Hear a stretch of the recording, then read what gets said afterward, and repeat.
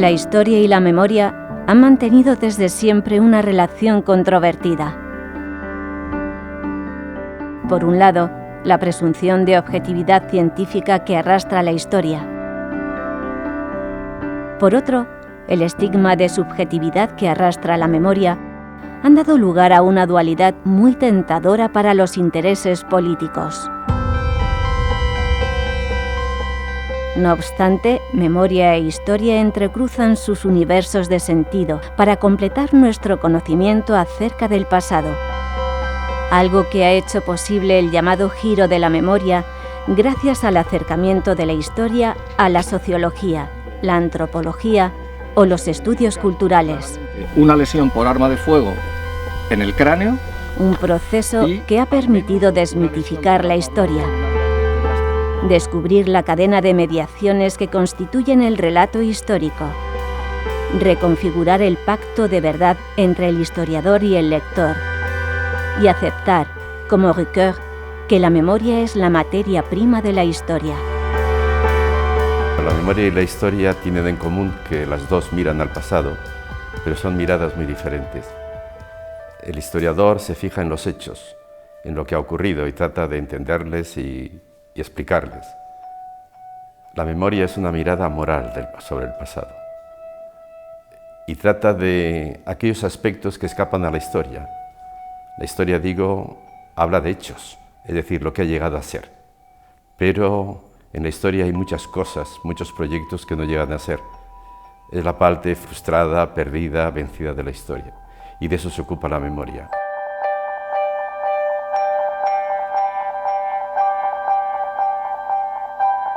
Yo el recuerdo que tengo, casi todo es malo. Y para una niña como yo tan chica, porque yo es que echaba de menos a mi madre porque mi madre estaba ahí metida. Eso era hospital, eso era colegio. Porque es el convento ese que hay ahí enfrente, ¿sabes? Y las que estaban ahí, como la mayoría eran, tú sabes, de guerra, huérfanas de guerra, y era por... Yo no sé si era eso, por lo que no íbamos ni al colegio con las niñas que entraban de la calle.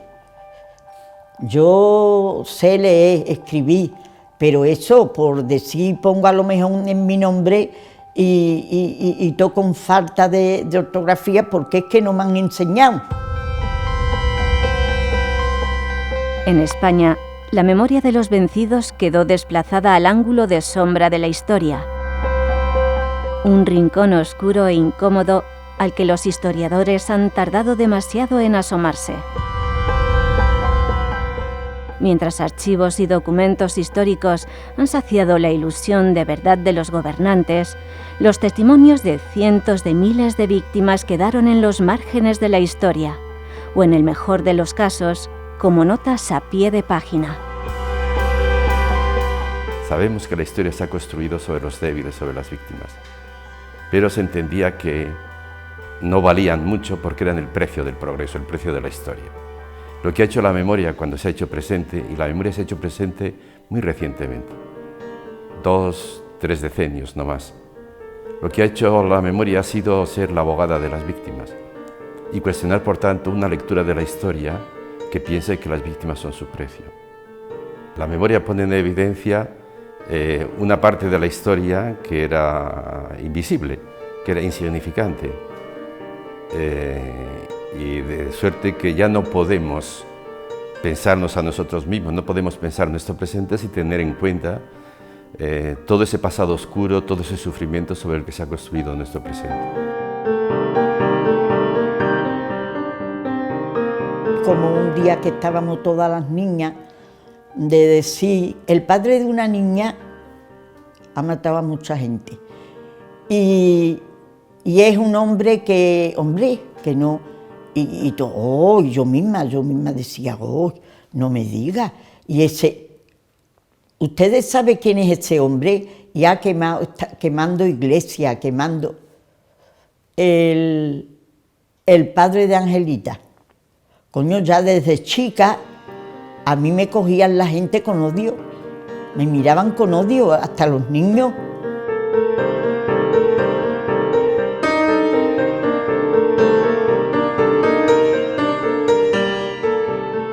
Mi padre era, cuando fueron a matarlo, lo mataron, le cortaron la lengua, le cortaron los testículos y hicieron perrería. Vamos, perrería que ya las manos, todos se lo cortaron y lo dejaron allí tirado.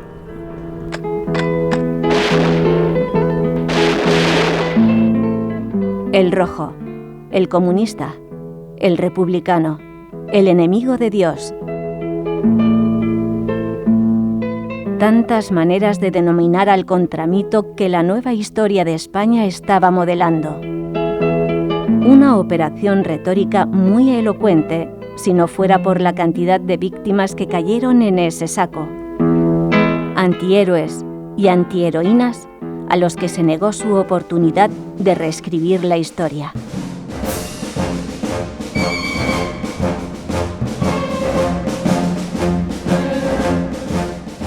Con Francisco Franco Bahamonde, el héroe de la patria liberada, las plumas del régimen trabajaron arduamente para renombrarlo todo. Símbolos, saludos, rituales, desfiles. Y alrededor, mucho silencio. El poder emanado de la guerra buscaba sus estrategias de legitimidad desplegando un engranaje de eficacia inédita en todos los órdenes de la vida. En el interior, una política del miedo que alcanzaba hasta el último pueblo de España. En el exterior, una guerra sucia para difamar a la República que, con leyes como el divorcio, el aborto o la reforma agraria, pretendía llevar a España a un caos político, económico y social. El gobierno de la República, en su diplomacia exterior, en la Sociedad de Naciones, insistía mucho en que estábamos ante una guerra, ante una invasión que Azaña, el presidente de la República, definía como la tercera invasión de España en la época moderna, a la entrada de las tropas alemanas e italianas para ayudar a derrocar al gobierno republicano. De tal manera que se hablaba en ese momento, por parte del gobierno de España, de la guerra de España, en la que había un conflicto interno internacionalizado en esta manera.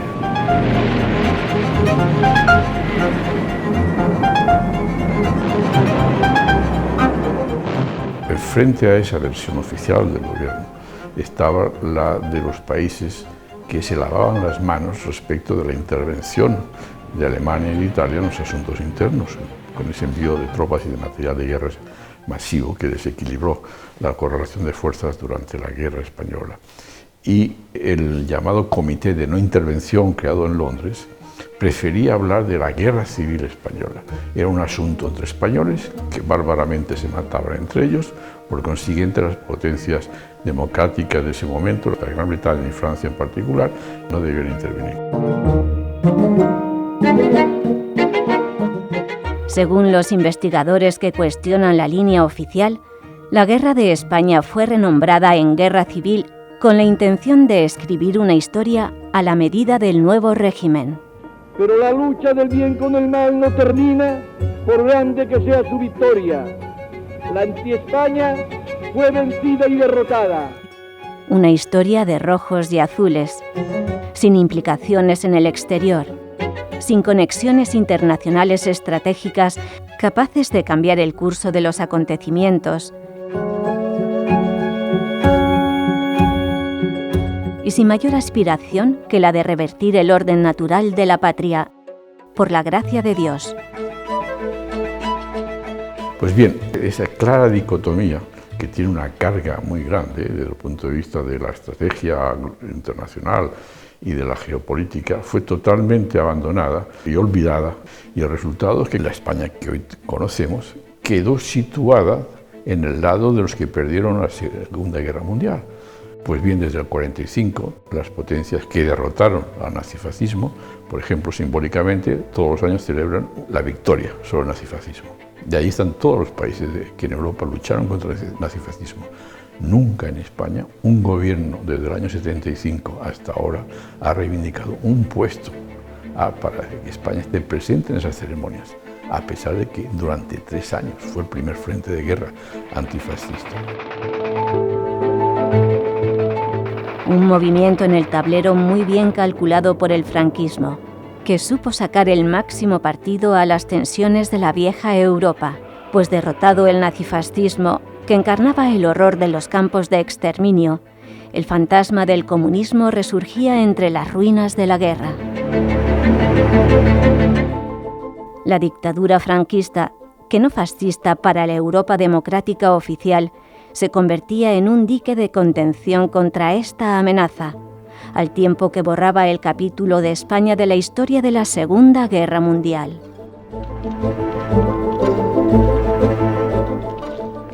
Fue horrible la salida de Rosa de Llobregat, con la miseria que había, los bombardeos, las cosas que veíamos todos los días, era horroroso. Hasta que llegamos a la frontera. Y en la frontera, bueno, nos metimos en un camión y nos llevaron a Francia. Estuvimos en un sitio donde había mucha nieve. Y estuvimos un tiempo, pero ni nos daban de comer ni nada. Allí no había muchísima gente. Y de ahí nos llevaron al hospital porque mis hermanos en los caminos tuvieron las armas. Y yo dije, pero yo quiero ir con ellos, yo soy hija. Pero no tiene nada. Entonces mi madre empezó a protestar y uno de los policías que nos guardaba, el cigarro que él fumaba, el cigarrillo, se lo metió en la boca a mi madre. Los historiadores entienden que la transición no se hizo sobre el olvido, porque dicen, sabíamos todo. Efectivamente, en el momento de la transición conocíamos todo lo que había sido la guerra civil, la posguerra, lo conocíamos todo. Y por eso dicen, no hubo olvido, dicen los historiadores. Y decimos los defensores de la memoria, pero sí hubo olvido porque no se le quiso dar significación política a ese pasado. Lo sabíamos, pero no quisimos que eso pesara. No quisimos que pesara la responsabilidad histórica de los franquistas y de los republicanos de cara al pasado para construir la democracia. Y eso lo arrastramos. Y un profundo desconocimiento acerca de la naturaleza de la memoria. Materia escurridiza que habita en la periferia de las disciplinas, sin asiento teórico ni académico, ni definición precisa, pero que vertebra nuestra experiencia individual y colectiva. Debido a su destierro, la memoria ha seguido un camino distinto al trazado por la historia. Se ha perdido en los montes, como un maquis proscrito. Se ha escondido en rincones, incluso bajo tierra. Y ha saltado generaciones en silencio a causa del temor o la vergüenza.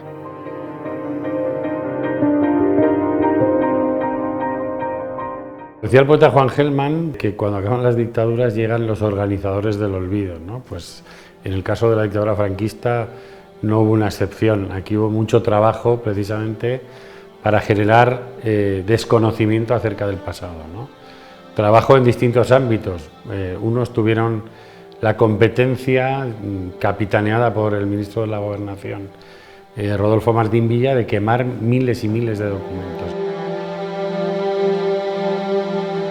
La excusa era que se estaban borrando los antecedentes de personas que habían sido presas políticas y que ya en la democracia no iban a ser delincuentes y que por tanto había que quitar eso del medio. Lo que se estaban haciendo es borrar pruebas precisamente de todas esas detenciones ilegales, de las torturas y de violaciones de derechos humanos. Por un lado se creó toda esa destrucción de conocimiento, ¿no? Porque parte de la operación era producir ignorancia, que es lo que ha hecho el Estado español en 40 años.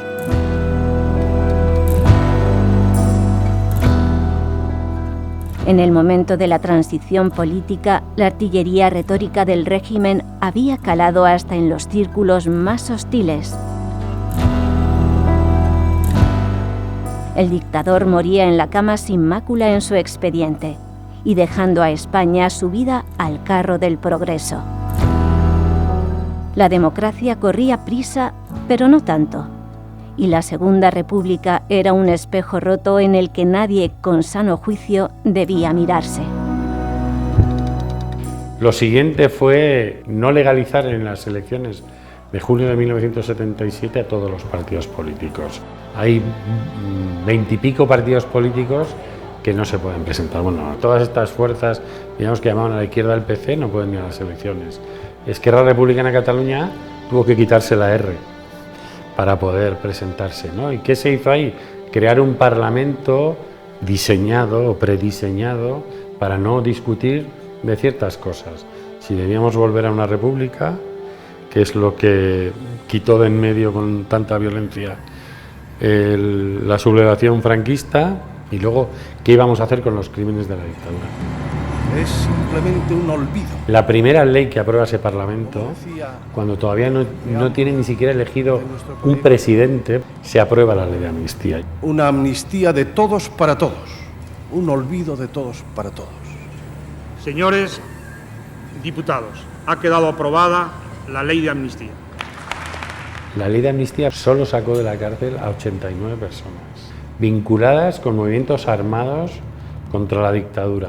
El resto de presos y presas políticas ya habían salido con indultos y regulaciones anteriores, pero toda esa ley se vendió como una conquista de la oposición al régimen, cuando realmente era un blindaje que el propio régimen se estaba poniendo para protegerse por si las moscas. Como dice el editorial de la ABC al día siguiente, por abrumadora mayoría, punto y aparte. Y eso es lo que se hace políticamente. Y lo hacen todas las fuerzas que están en el Parlamento, porque llegaron a un acuerdo de esto no se toca.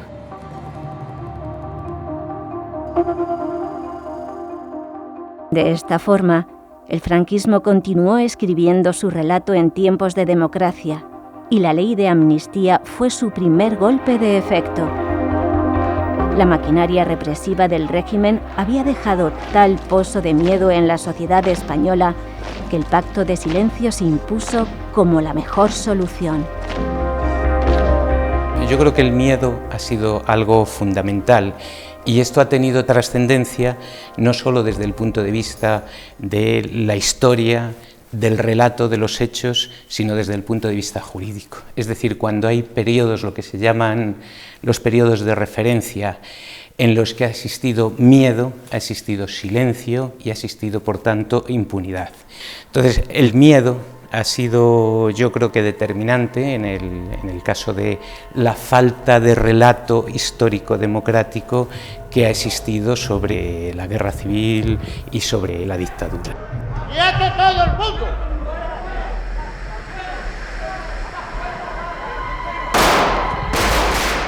En esa continuidad, todas las fuerzas políticas llegaron al acuerdo de que renunciaban a introducir en el debate político y en el debate social cualquier reivindicación en cuanto a los crímenes del franquismo.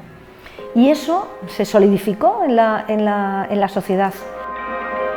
Y la cuestión es que aquello que en el año 76, 78, hasta el 81, podía tener una cierta justificación como consecuencia de intentar llevar por un cauce pacífico la transición, lo que parece inexplicable es que en el año 2002, en el año 2014, actualmente sigamos arrastrando ese olvido, esa idea de que realmente fueron dos bandos enfrentados, fueron dos bandos que hicieron barbaridades y que por lo tanto hay que perdonarse en los dos bandos, que la Constitución supone la reconciliación nacional a costa de renuncias de unos y de otros.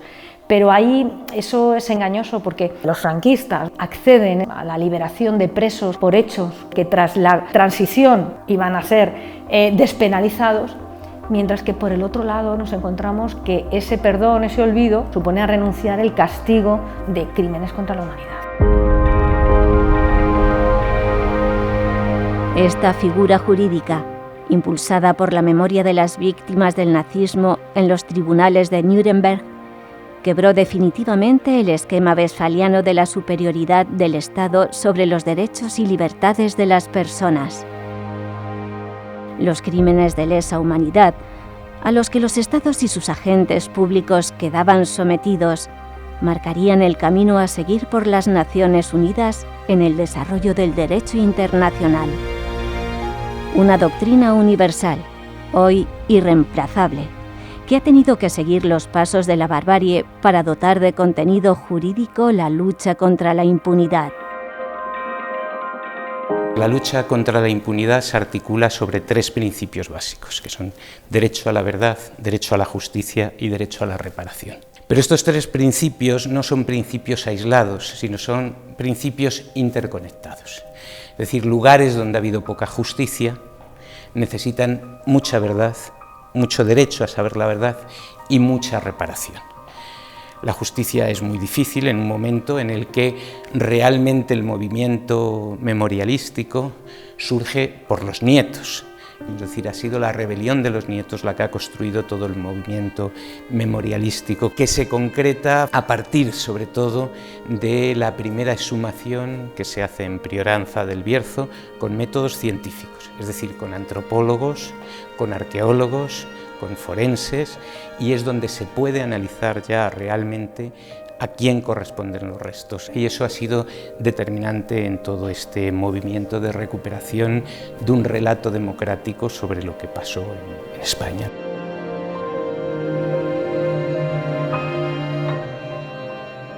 Yo tengo un abuelo que fue asesinado como Miguel Ángel Blanco. Un día alguien decidió detenerlo, ilegalmente, una pandilla de pistoleros de Falange lo detuvieron unas horas, se lo llevaron a una cuneta y le pegaron 2 tiros. Y no se conformaron con eso. A mi familia le impidieron recuperar el cadáver y cuando volvieron a su pueblo, a mi familia le quitaron todo lo que tenía. Para que mi abuela, con 6 hijos, tuviera que dejar su casa, un negocio que le producía bastantes recursos y empezar de cero en otro lugar. Y aquí había como una... Las víctimas de la dictadura, yo soy nieto de un desaparecido, exigen lo mismo que las de cualquier otro delito. Exigen sus derechos a la verdad, a la justicia y a la reparación. Y un Estado democrático no puede mirar a las víctimas a través del discurso de los victimarios.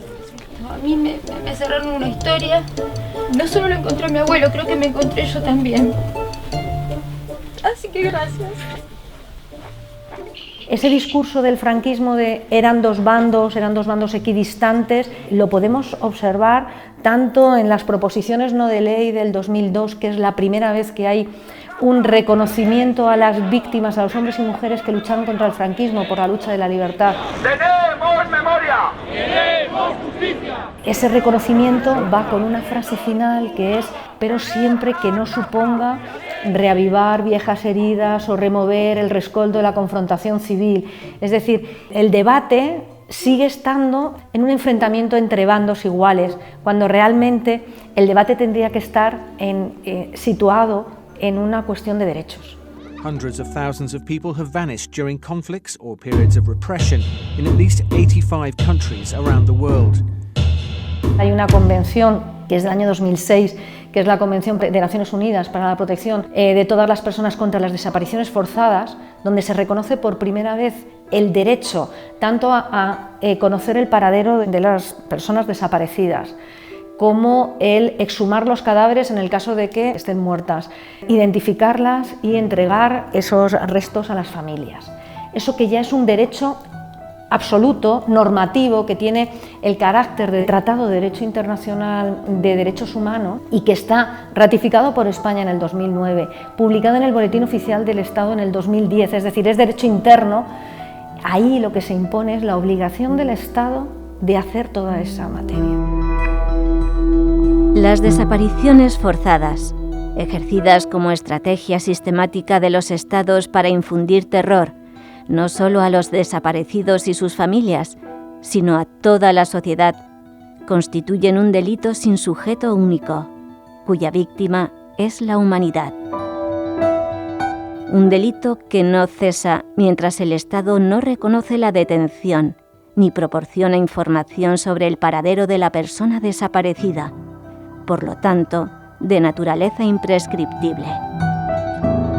En España, Al menos 114.226 víctimas de desapariciones forzadas siguen enterradas en fosas comunes, mientras el Estado, amparándose en la ley de amnistía, incumple la legalidad internacional. ¿Cuál es la importancia de que se consideren como desapariciones forzadas? Este referente internacional es muy importante porque el tema de los fusilados, de las fosas, que son desapariciones forzadas, se los llevaron de las casas, se los llevaron de los colectivos, del sindicato, y después no han aparecido. Esto tiene que tener un referente porque, digamos, la pugna entre el relato democrático y el olvido no está solo en nuestro país, sino que tiene una trascendencia internacional.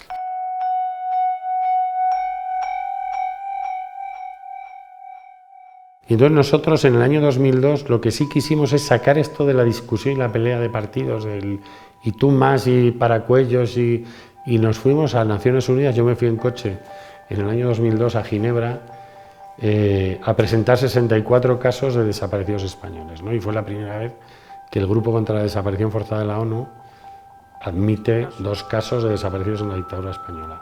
De abrir la puerta a la primera injusticia es dejarla abierta para todas las que le siguen. Y cuando se nos cerraron puertas aquí, como lo que pasó en la Audiencia Nacional, que resulta que investigar el franquismo era un delito, no, interpusimos ante la justicia argentina una querella contra los crímenes de la dictadura, buscando la aplicación del principio de justicia universal.